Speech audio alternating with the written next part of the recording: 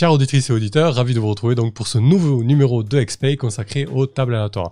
À titre personnel, les tables aléatoires sont vraiment devenues mes meilleurs alliés pour mener mes parties de jeux de rôle, que ce soit en old school ou pas d'ailleurs, et surtout avant, pendant et après, parce qu'on verra que désormais il y a une telle création, une telle diversité en termes de tables aléatoires qu'elles peuvent vous servir pour construire des scénarios, pour de l'improvisation ou tout simplement pour de l'inspiration, mais on va reparler de ces catégories et surtout ce n'est plus la vieille image des tables aléatoires qu'on avait avec les rencontres un peu what the fuck. Par exemple dans le module Lost City B4 de Donjons et Dragons, on était en plein désert et on se retrouvait face à un furet géant. Voilà, c'était vraiment des tables de rencontres aléatoires qui avaient peu de sens et peu de contexte, donc ça c'est un petit peu terminé et tant mieux. Désormais on a vraiment quelque chose de concret et d'ailleurs je vais vous inviter dans cette vidéo à tenter de vous créer vos propres tables aléatoires parce que vous verrez que c'est beaucoup plus adapté lorsque c'est dans votre ton et dans votre cadre propre. Comme d'habitude, si tu apprécies cette vidéo ou le podcast, tu peux le partager, l'aimer et le commenter. Si tu n'es pas abonné à la chaîne, je t'invite à le faire et à cliquer sur le bouton prévu à cet effet, et ainsi que sur la cloche si tu veux être prévenu des nouvelles vidéos. Si tu veux soutenir la chaîne de manière plus pécuniaire pour de nouveaux projets et améliorer le matos, tu peux toujours faire un don libre via PayPal ou passer par Tipeee. Voilà, allez, on y va. On va commencer par parler des types de tables aléatoires qui sont disponibles. Au vu de ma pratique et ce que je recherche moi, je dirais qu'il y a 3 types différents. On va d'abord trouver les tables d'inspiration, ce que j'appelle les tables d'inspiration, où du coup vous allez avoir, par exemple, la plus connue, c'est les tables de nom en fait. Tout simplement, c'est une table sur laquelle vous allez tirer un dé et ça va vous sortir un nom de PNJ au hasard ou un nom de village, ou ça va même pouvoir être plusieurs petites tables. Admettons, vous avez 2 tables avec un D8 pour sortir des noms de villages. D'un côté, vous avez des structures, bois, rochers, montagnes, etc. Et de l'autre, vous avez des couleurs. Vous tirez les deux, vous mixez et ça vous sort des noms de villages. On trouve ça notamment dans Moss Ritter. Donc ça va être vraiment la table très simple, basique, sur laquelle vous tirez pour avoir une inspiration, une aide immédiate. Ce genre de table-là, il faut vraiment qu'elle soit courte et efficace, assez succincte, pas trop complexe. Vous n'avez pas non plus besoin de 50 milliards d'entrées, à part peut-être pour les noms, mais voilà, si vous avez une table à 4, si vous tirez un dessin en pleine partie, vous allez tirer votre dessin, alors attendez, sortie 56, vous êtes presque avec votre petite règle à chercher le truc. Bon, maintenant, quand on joue en ligne ou avec des smartphones, il est assez simple d'avoir rapidement des sorties sans forcément chercher dans les 100 entrées. Mais voilà, si vous faites des aides de jeu ou si vous êtes en physique, ou alors moi perso je préfère avoir des choses courtes et efficaces. Et, honnêtement, une vingtaine de noms de PNJ, a priori c'est suffisant, puisqu'après vous pouvez faire des variables et des choses comme ça. Donc ça c'est la première catégorie. Seconde catégorie que je distingue, donc, ce sont les tables aléatoires d'élaboration ou de construction en fait, c'est-à-dire que ça va être des tables aléatoires un peu plus complexes avec un peu plus d'entrées. Admettons, pour construire une faction ou une aventure, donc moi c'est des tables essentiellement que je me sers avant ou après, parfois pendant, mais c'est plutôt rare parce qu'on va se retrouver avec des tables avec 2-3 parties différentes et qu'on va assembler pour avoir quelque chose. Donc c'est vrai qu'en cours de partie, ça peut être un petit peu compliqué, ou alors il faut demander une pause de 5 minutes ou quelque chose comme ça.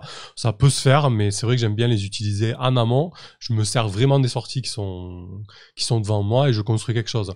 Donc par exemple, pour une faction, qu'est-ce qui va être intéressant? Ben, ça va être par exemple d'avoir leur objectif, la taille, les moyens qu'ils ont, leur méthode, ce genre de choses.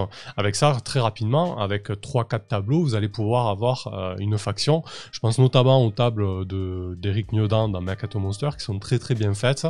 Vous avez 3 types de tables et surtout vous jetez juste 2 dés, vous assemblez tout ça, je vous invite à aller les voir et c'est parti, vous avez votre faction. Ça peut être donc pour des factions, ça peut être aussi pour des aventures. Donc l'idée c'est d'avoir un objectif d'aventure, un moyen de s'y rendre ou un moyen d'entrer dans cette aventure et le niveau, admettons, de dangerosité, des choses comme ça.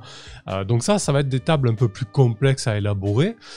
L'idée c'est d'avoir plusieurs entrées, mais en 2-3 G2D, normalement, si elles sont bien faites, on va en parler tout à l'heure, si elles ont un haut potentiel ludique, vous devriez pouvoir très rapidement, en 5-10 minutes, griffonner votre faction, votre aventure, votre partie en fait. En tout cas, le début de votre partie. Dernière catégorie que je distingue à titre personnel, ce sont les tables de situation. Donc là, ça va être des tables moins complexes que celles d'avant, mais qui vont permettre très rapidement, c'est-à-dire en jeu, d'avoir quelque chose à se mettre sous la dent, à mettre sous la dent des joueurs. Donc les plus célèbres, les plus utiles, ça va être par exemple la réaction des monstres. Est-ce que le monstre est plutôt agressif, amical, est-ce qu'il recherche quelque chose, est-ce qu'il est blessé, est-ce qu'il veut se cacher, ce genre de choses, ou tout simplement, pareil, des tables de rencontres aléatoires. Pour ça, moi, c'est vraiment l'exemple le plus parfait pour les tables de situation, c'est-à-dire c'est une table de rencontre aléatoire, vous tirez dessus, et vous savez ce que vous allez mettre en face de vos joueurs comme obstacle. Alors, c'est pas forcément des monstres, ça peut être un obstacle naturel, ça peut être aussi une opposition monstrueuse, mais qui veut pas forcément les tuer ou qui veut pas forcément trouver la mort, hein. On peut aller au-delà de la confrontation, mais quoi qu'il en soit, il faut que ça soit situationnel. C'est quelque chose qui doit être efficace et avec des mots très importants. Deux petites catégories que je rajouterai qui se rapprochent de la table de situation très rapidement. La table de risque qui se joue donc avec un dé de risque que vous retrouvez dans Macchiato Monster ou le Black Hack et sûrement dans d'autres jeux. L'idée en fait c'est que c'est un dé qui décroît. Donc par exemple si votre dé de risque commence à D8, vous le jetez à chaque fois que vous avez un résultat entre 1 et 3, ça descend d'un cran. Vous allez passer à D6, vous refaites 1 à 3, vous allez passer à D4 et puis de D4 si vous faites 1 à 3, ça disparaît. Avec ça il est tout à fait possible de faire des tables de risque. Donc, par exemple, admettons, vous êtes dans une tour, le groupe doit s'en échapper, elle est en train de s'effondrer. Si vous, en tant que meneur, vous voulez vous laisser la surprise de savoir quand est-ce qu'elle va s'effondrer, vous faites une table de risque. Admettons, vous faites de 1 à 8 entrées avec des éboulements, une catastrophe entre 1 et 3, et vous allez jeter la table. Et en fait, quand vous arrivez au D4, c'est quasiment les dernières fois où vous allez jeter le dé, et donc une fois que le D4 est perdu, quand il a sorti un résultat à 3, la tour s'effondre. Donc avec ce genre de table, on peut faire des choses très intéressantes. D'ailleurs, moi, dans le tyran tombé du ciel, j'en ai fait des donjons via ce système de dés de risque, et il est tout à fait possible d'imaginer diverses choses. Macchiato Monster approche le chaos magique avec, les rencontres qui peuvent être plus difficiles, etc. Ou l'exploration de donjons, même comme dans le tyran tombé du ciel. Voilà. Autre courte catégorie, ce que j'appellerais la table de progression. J'ai vu ce système dans Dissident Whispers, qui est un livre qui réunit plusieurs scénarios et donjons d'un collectif d'auteurs pour une bonne cause. Je vous mettrai le lien en description. Et donc il y avait un scénario dans lequel le groupe était poursuivi par une monstruosité, par une créature en fait. Et l'idée était de créer une table aléatoire pour savoir à quel moment la créature allait rencontrer le groupe et surtout ce qui allait se passer entre temps. Donc l'idée par exemple c'est que vous allez faire une table sur un D6, admettons. Vous allez avoir 6 entrées. 6 entrées qui décrivent des situations où la créature est présente, où elle s'échappe, où le groupe rencontre des obstacles. Et en fait, les résultats où la créature rencontre finalement le groupe va se retrouver par exemple sur le 8, sur le résultat 8. Au début, avec un D6, vous ne pouvez pas l'atteindre ce résultat 8, c'est issue finale en fait. À chaque lancer, en fait, ce que vous allez faire, vous allez rajouter +1. Et au fur et à mesure de la progression, il se passe des choses, et finalement, en ajoutant +2, +3, +4, à un moment donné, vous allez tomber sur le résultat 8 ou supérieur, et du coup, là, boum, vous avez votre résultat final. Avec des tables de progression, comme ça, on peut imaginer tout un tas de corollaires, de choses qu'on peut inventer autour de ça, qui permettent de suivre une progression de quelque chose, d'un danger, d'une exploration, etc. Pourquoi je parle de mots importants, de haut potentiel ludique à l'intérieur des tables aléatoires? Le haut potentiel ludique, c'est un concept qu'on doit à Akritarch, donc qui a beaucoup travaillé sur des traductions de Dungeon World, hein, notre ami belge. Je vous enverrai les liens en description de la vidéo, bien évidemment, et je vous invite à aller voir son blog qui est super intéressant, notamment l'article que je mets en description sur les tables aléatoires, justement. Pour moi, une bonne table aléatoire, c'est une table qui va être immédiatement inspirante.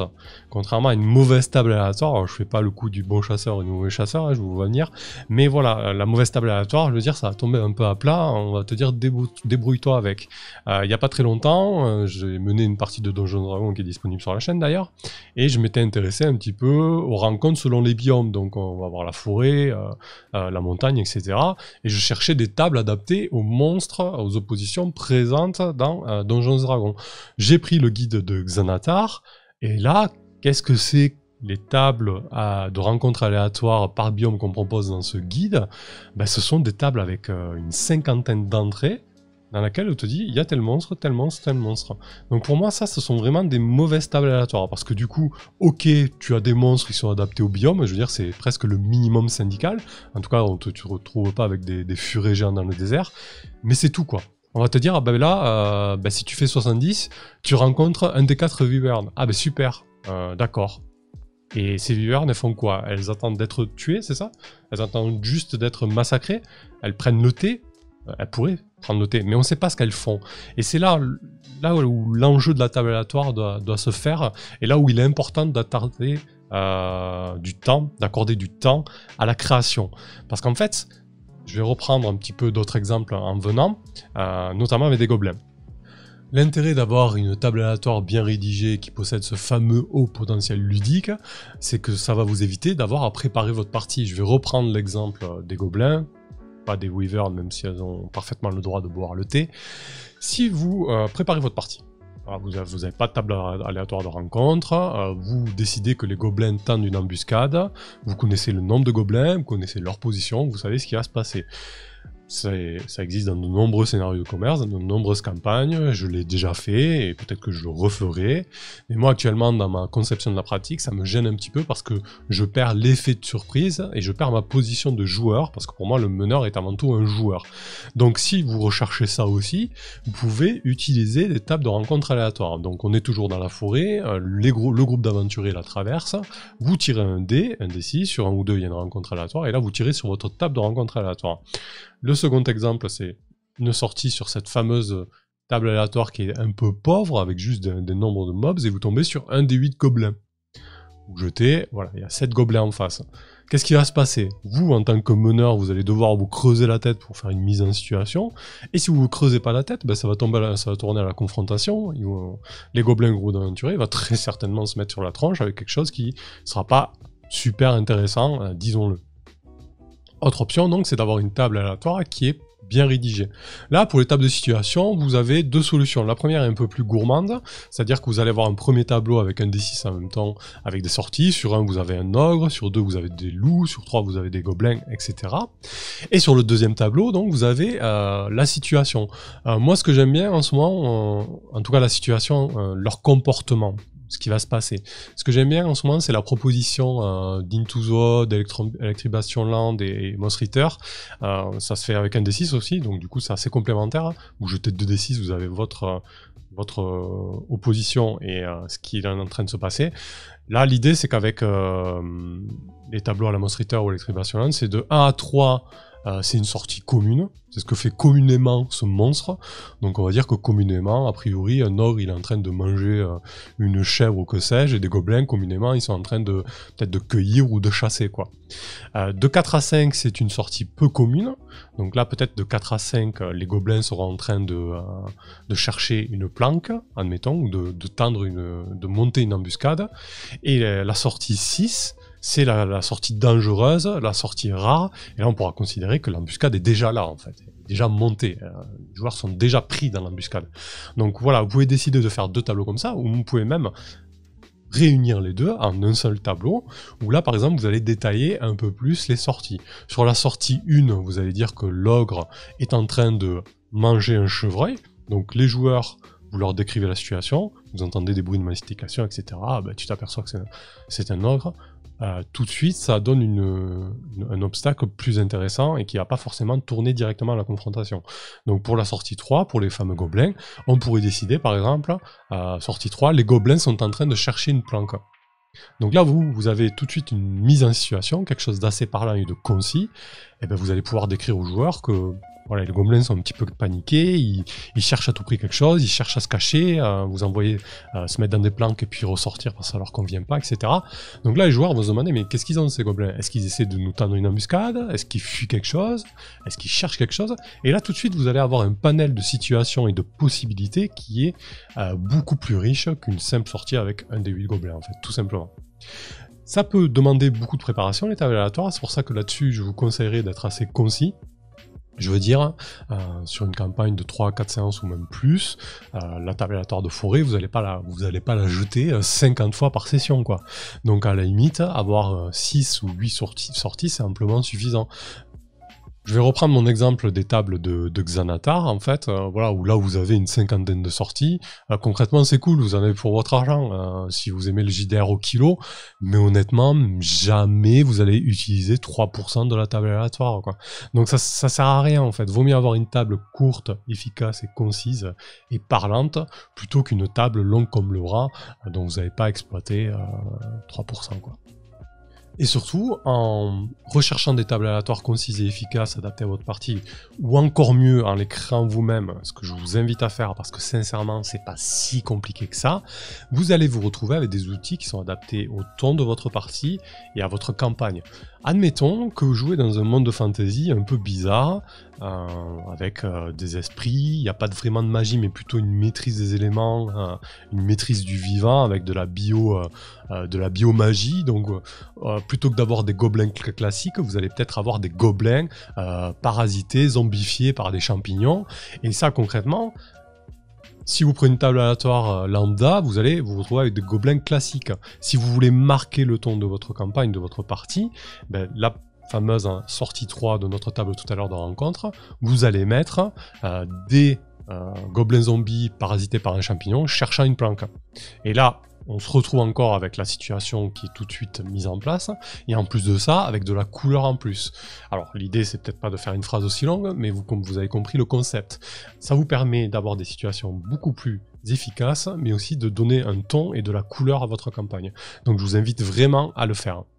Pour finir, je vais vous donner quelques suggestions de lecture pour que vous puissiez visualiser ce qui est selon moi de bonnes tables aléatoires, 2 en anglais et 2 en français. En français, tout d'abord, je vous conseille Donjon en kit de Kelren pour du médiéval fantastique, où il a fourni tout un tas de matériel pour avoir plein de ressources pour vos parties de médiéval fantastique.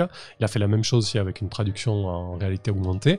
Donc là c'est beaucoup de tables de construction et d'inspiration en fait. Autre exemple, c'est Moss Ritter, donc traduit par Gulix, un jeu d'Isaac Williams qui est un hack d'Into the Void. Et là-dedans, moi j'ai vu quasiment les meilleures tables aléatoires que j'ai pu voir. Elles sont vraiment terribles, surtout celles pour créer la carte. Donc là, c'est des tables de construction, d'élaboration que vous allez vous servir avant et qui posent vraiment des situations très simples et très efficaces. Et si vous êtes anglophone, il y a bien évidemment Macchiato Monster d'Eric Newton qui va bientôt sortir en français a priori à la fin de l'année. Donc vous pourrez les visualiser en français a priori. Où là, on touche la quintessence de la table aléatoire avec des tables aléatoires de missions, de retour de mission, de trajets plus rapides pour savoir ce qui se passe en fait, et de rencontres aléatoires vraiment très très bien pensées. C'est le jeu qui m'a le plus inspiré en termes de création de tables aléatoires et qui m'a donné envie de créer les miennes en fait. Parce que du coup on se rend compte que c'est pas si compliqué que ça, on est tous capables de coucher 5-6 mots sur le papier et franchement c'est à la portée de tous et de toutes. Et pour finir en inspiration anglophone, Electric Bastion Land, à l'univers un peu perché, un peu spécial, mais pareil, avec une conception de la table aléatoire qui est très intéressante avec cette fameuse graduation qui m'inspire beaucoup. Voilà, ce numéro d'Explay touche à sa fin, j'espère qu'il vous aura plu. En tout cas, moi, j'aime beaucoup ces tables aléatoires, comme vous avez pu le voir, le constater. Je vous mets en description de la vidéo tous les liens nécessaires et tout ce que j'ai cité. N'hésitez pas en commentaire à me dire la manière dont vous créez vos propres tables, ou vous les utilisez. Je lis les commentaires et j'y réponds autant que faire se peut. N'hésitez pas aussi à fournir des ressources et des inspirations aux autres. Et à très vite sur la toile. Allez, salut!